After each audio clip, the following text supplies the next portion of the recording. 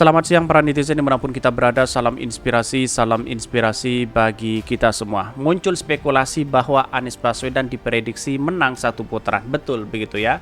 Kenapa Pak Ganjar bisa keok? Salah satunya adalah bahwa ketika dari beberapa survei memang Anies jauh ya, kalah begitu ya, di urutan ketiga. Tetapi di masyarakat ya membuktikan bahwa Anies Baswedan magnetnya luar biasa sekali begitu. Ya, kalau memang ada tiga poros, ada tiga calon, ada Pak Prabowo, ada Ganjar, ada Anies Baswedan, maka di putaran kedua saya yakin dan saya yakinnya adalah Prabowo dengan Anies begitu kan. Toh walaupun Prabowo kalah di putaran pertama, maka kemudian pendukung Pak Prabowo akan beralih kepada Anies Baswedan begitu. Jadi artinya apa? Artinya selama ini kalau kita melihat dari reng-rengan ini bahwa Anies Baswedan akan menjadi menjadi bisa saja menjadi satu putaran begitu ya atas kemenangan ini begitu. Lah inilah yang kemudian menjadi cikal bakal bahwa Anies Baswedan punya senjata luar biasa begitu ya, yaitu magnet luar biasa dan prestasinya begitu. Tetapi mari kita baca terlebih dahulu komentar-komentar netizen, ada banyak pro dan kontra. Ini ya, Anies Baswedan diprediksi menang satu putaran ya. Bahkan banyak sekali para cebong dan buzzer yang kemudian tertawa ketika melihat ini semua begitu kan. Ya, dengan adanya nyata yang ada di tatanan kita di masyarakat bahwa Anies Baswedan menang. Di polling saja sudah menang begitu kan. Kecuali memang di survei-survei begitu.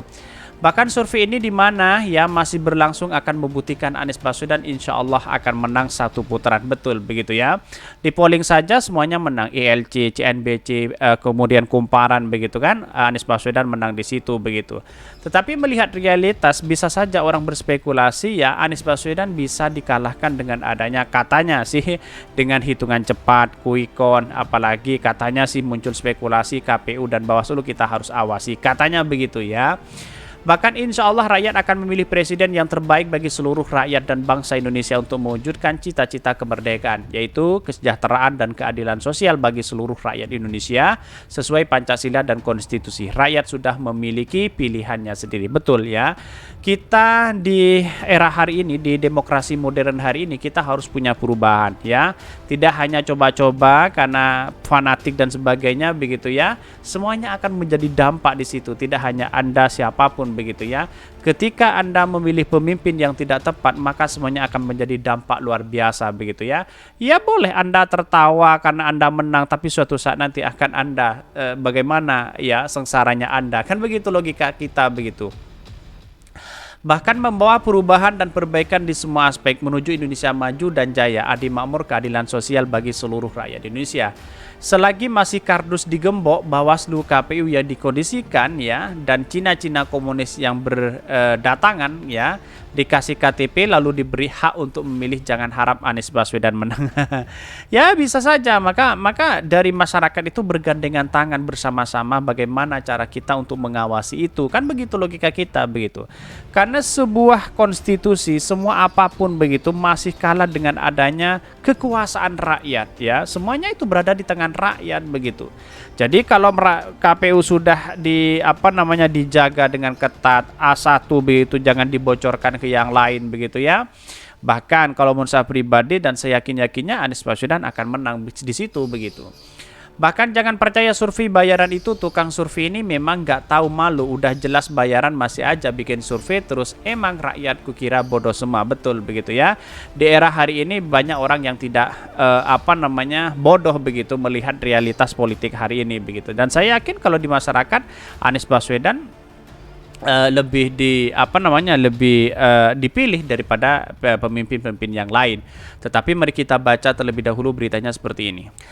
Ini beritanya Anies Baswedan diprediksi menang satu putaran ya. Ini langkah luar biasa kalau menurut saya pribadi. Ini kutipan atau ditulis oleh Dr. Anwar Budiman SHMH ya. Banyak yang menjegal Anies Baswedan agar batal menjadi calon presiden ya pada pemilihan presiden di 2024. Namun upaya penjagalan itu hanya bisa dirasakan, sulit dibuktikan ya. Bahkan demikian ya, Ketua Umum Partai Nasdem Surya Paloh dalam wawancara dengan sebuah media akhir pekan lalu, Nasdem pada 3 Oktober 2022 telah mendeklarasikan Anies Baswedan sebagai capres atau pilpres di 2024. Bahkan Partai Demokrat dan PKS kemudian menyusul mendukung mantan gubernur DKI Jakarta itu sebagai calon presiden.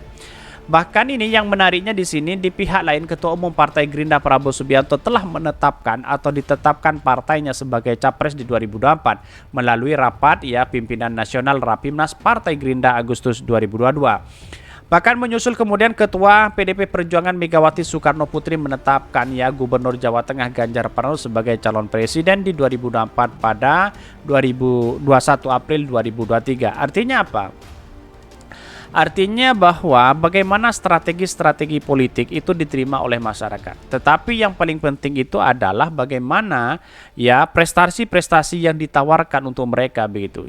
Bolehlah Pak Ganjar punya prestasi, bolehlah Pak Prabowo punya prestasi, bolehlah Anies Baswedan punya prestasi, tapi melihat prestasi yang bagaimana, yang pro terhadap rakyat atau apa begitu. Jelas kalau 3 calon ini maju misalnya, maka yang punya segudang prestasi yaitu adalah Anies Baswedan begitu. Bayangkan, justru Pak Ganjar bisa dianggap gagal karena 2 periode apa prestasi Pak Ganjar, kan begitu logikanya begitu ya. Bahkan ada yang mengatakan hanya main medsos dan sebagainya begitu. Bahkan menyusul kemudian Ketua Umum dalam survei berbagai lembaga kredibel elektabilitas atau tingkat keterpilihan Anies Baswedan selalu berada di urutan ketiga setelah Ganjar Pranowo dan Prabowo Subianto. Bahkan Ganjar dan Prabowo terkadang bertukar tempat di posisi pertama dan kedua, namun Anies selalu berada di posisi ketiga. Meski demikian, posisi ketiga ini tidak menjadikan Anies ciut nyali berkaca pada pemilihan kepala daerah Pilkada DKI Jakarta 2017, di mana lembaga-lembaga survei selalu menempatkan bersama Sandiaga Uno posisi ketiga. Kali ini pun Anies yakin akan terpilih pada Pilpres di 2024 sebuah optimisme dan keyakinan diri yang patut diacungi jempol. Betul Maka kalau kita melihat flashback ke belakang di 2017 memang Anies Baswedan kalah dalam survei, tapi kok bisa juara? Kan begitu logika kita begitu. Artinya yang survei tidak tepat sasaran begitu. Mungkin tergantung sponsornya sana sini setiap 1 minggu keluar survei begitu Kok bisa begitu Padahal responnya hanya 1.200. Kira-kira seperti itu begitulah. Nah, hal inilah yang kemudian ngapain kita harus masih percaya terhadap hal itu begitu Bahkan dia mengatakan di sini bahwa di pihak lain Ketua Umum Partai Gerindra Prabowo Subianto telah ditetapkan sebagai calon presiden dari partainya. Bahkan dalam Ganjar Pranowo terkadang bertukar tempat posisi pertama dan kedua dengan Prabowo Subianto.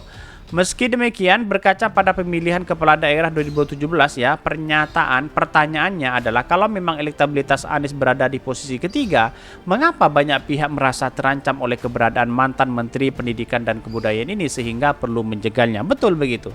Kenapa orang-orang masih takut kepada Anies Baswedan? Kan begitu logika kita begitu. Artinya kenapa masih polarisasi yang dibangun untuk mereka? Kan begitu logikanya begitu. Bahkan 6 kali ketua parpol pendukung pemerintah sampai ngeriung di Istana Negara bahwa minus Surya Paloh padahal Nasdem merupakan parpol anggota koalisi. Kalau memang Anies menjadi ancaman terkait kesinambungan program pembangunan, bukankah itu normatif saja? Jangankan ganti presiden, ganti menteri, ganti kebijakan saja sudah biasa.